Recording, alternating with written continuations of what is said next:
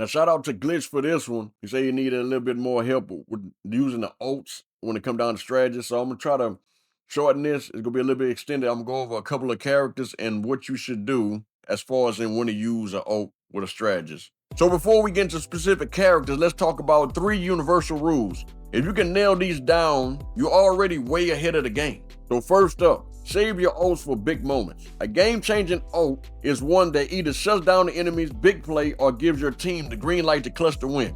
Don't waste it on a fight you already won, or one that's a total lost cause. Think of it as your ace in the hole, not just another ability off cooldown. Now the second, as a strategist, you have a giant target painted on your back.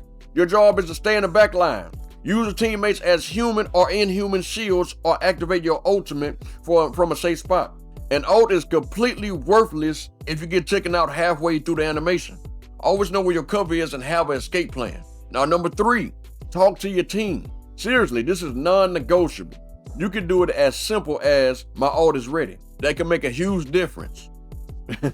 And please never use your ult at the same time, unless it complements each other.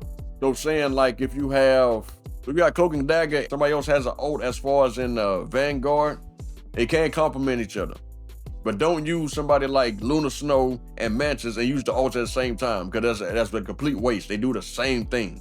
If you have an invisible woman and Cloak and Dagger, that's a pretty good ult. You can ult together. You know what I'm saying? They complement each other. But remember, communication is key. So for me, I'm not a big talker, so I might use the presets, you know, that little wheel that comes up. So I might use one of those to let people know, hey, my ult is ready. And they might let me know they ult is ready. And that's how we communicate. Might be like, good job, or I need healing, or whatever the case might be. The first character I'm going to cover is Adam Warlock. Now you already know he got his revival. That's one of the biggest game changers there are. But it also is incredibly easy to screw it up. The golden rule is to use it before a fight is over, not after. Bringing back 1 or 2 players in mid-fight is very crucial. It's better than letting everybody die and then trying to bring everybody back on your own. Find a safe corner to cast it, since the revival is based on your position. Remember, your allies come back with low health, so be ready to pour heals into them the second they're up. Then you got Rocket Raccoon, he got CYA. It's basically your team's green light to go wild. This ultimate provides a massive damage boost and bonus health, making it perfect for kicking off a push or holding a critical choke point.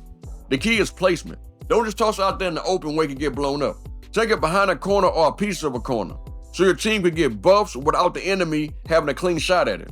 Line it up with high damage heroes like Punisher or Winter Soldier, and you'll watch the other team get melted. By the way, if you finding any valuable thing in this content, man, give it a thumbs up. I really appreciate it, bro. You got Rage of Ultron. Turns him into a flying fortress of healing and damage, raining down energy that mends allies and hurts foes. This makes it a beast when your team is grouped up, either pushing off the objective or fending off a dive.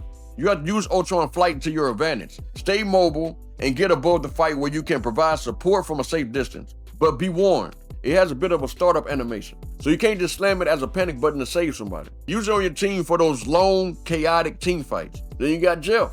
Jeff is a high risk, high reward, because when you use his ult, you try to catch as many people in that circle as possible. As soon as you catch him, you can go straight off the cliff and kill a whole bunch of people. But sometimes you kill the whole team. You got Cloak and Dagger. Her ult is best used for covering areas. So like if you try and cover the objective, or if you're in a big team fight, hers cover an area and keep everybody invincible for a short period of time. So hers will be good for objective play. Or if the enemy is just too, like if you're trying to push, yeah, she'll be a good one. Getting the most out of strategist ultimate really just comes down to 3 things: timing, positioning, and communication. Don't just clutch it out and pray. Think about how it counters the enemy, enables your team, and where you need to pull it off without getting flattened. Now let me know down in the comments, what's the most clutch ultimate play that you have ever seen or have ever made? Thanks for watching, and I'll see you in the next one.